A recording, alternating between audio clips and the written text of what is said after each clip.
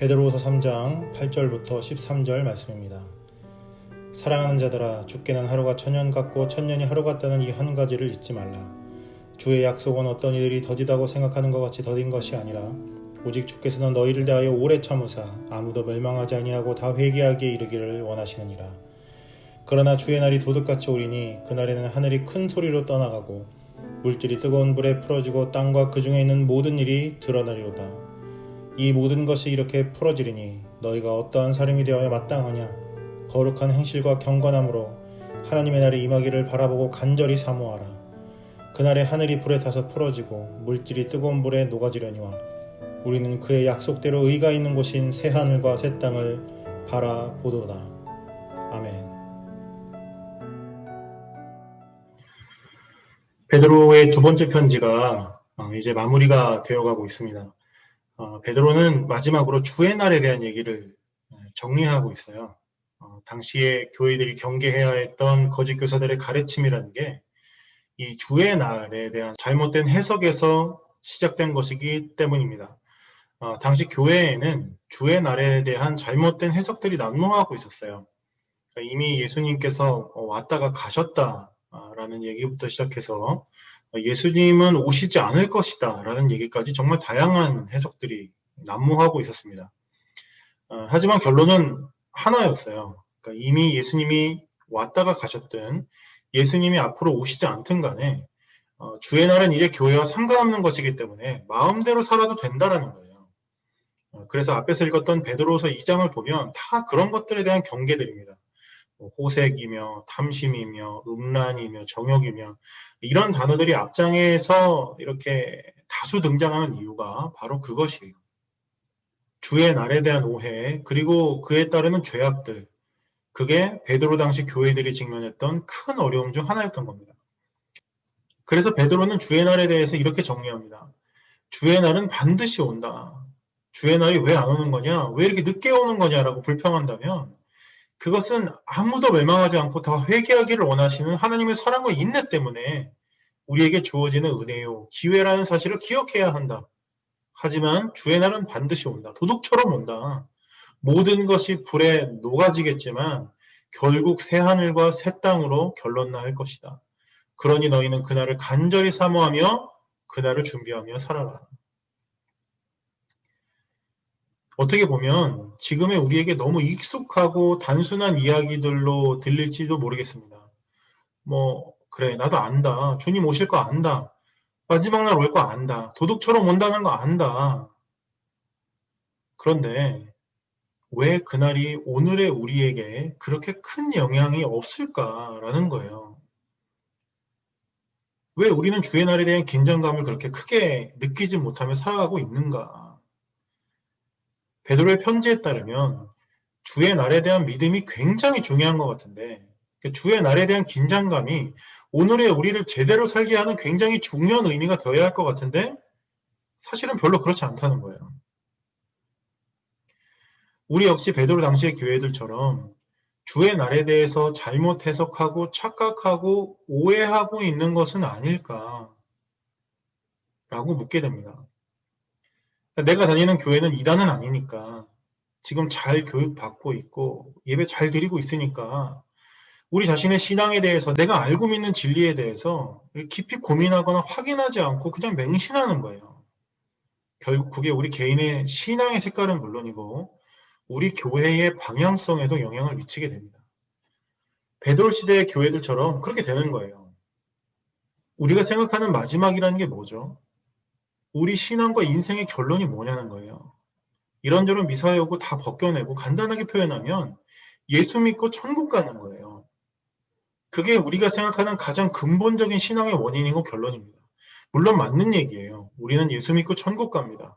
존재 자체가 죄인인 우리가 어떤 평생의 노력과 조건으로도 전혀 얻을 수 없는 구원과 영생의 은혜를 오로지 예수 그리스도로 인하여 받는다고요.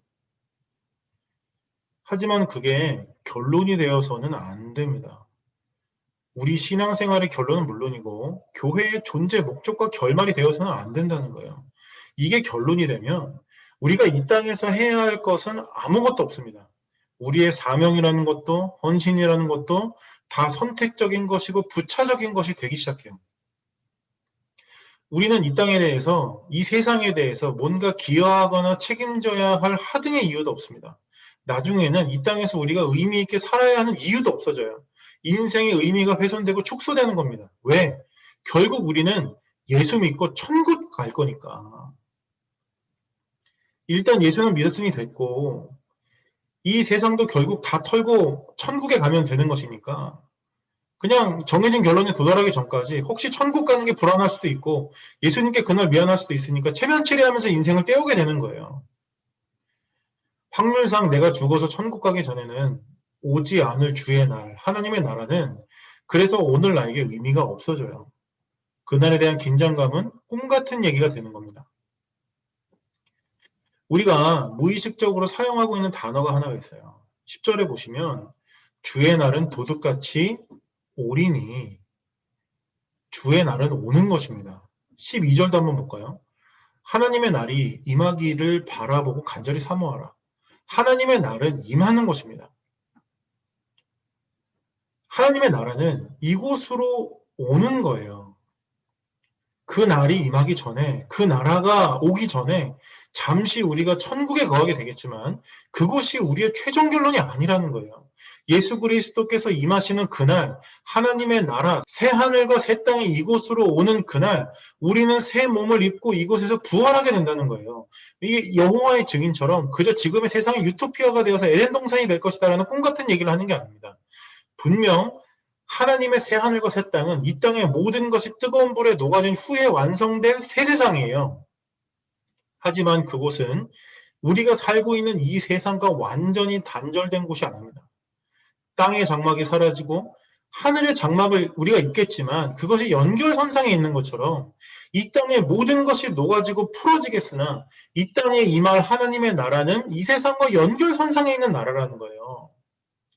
하나님의 창조 세계가 회복되는 수준이 아닙니다. 하지만 급진적으로 도약해서 완성되는 그 나라가 우리에게 옵니다. 거기가 우리의 결론이고 거기가 교회의 도착지예요. 그러면 베드로의 권면이 다시 우리에게 다가오기 시작합니다. 11절에서 14절 이렇게 얘기하죠. 이 모든 것이 이렇게 풀어지리니 너희가 어떠한 사람이 되어야 마땅하냐? 거룩한 행실과 경건함으로 하나님의 날이 임하기를 바라보고 간절히 사모하라. 그날에 하늘이 불에 타서 풀어지고 물질이 뜨거운 불에 녹아지려니와 우리는 그의 약속대로 의가 있는 곳인 새하늘과 새 땅을 바라보도다.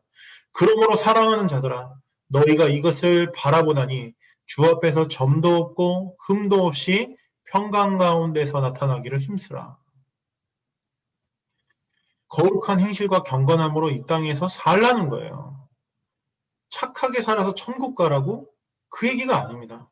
그것이 하나님의 나라가 임할 이 땅에서 우리가 살아가는 이유이고 우리가 감당해야 하는 사명이기 때문에 그래요. 그런 우리들의 삶을 통해서 우리가 회복되고 너희가 회복되고 교회가 회복되고 이 땅이 회복되기 때문입니다. 그래서 주 앞에서 점도 없고 흠도 없이 평강 가운데 나타나야 하는 거예요. 평강은 이 땅에서 우리가 준비해야 하는 하나님의 나라의 활주로와도 같습니다. 정말 멸망으로만 치닫는 것 같은 세상 속에서도 주의 날에 대한 약속이 너무나 선명하기 때문에 이 땅에 그 활주로를 놓으며 하루하루 살아가는 거예요. 그게 바로 그리스도인의 삶이고 사명입니다. 우리는 이 세상에서 살아가야 하는 이유가 있어요. 이 땅에서 감당해야 하는 사명이 있는 것입니다.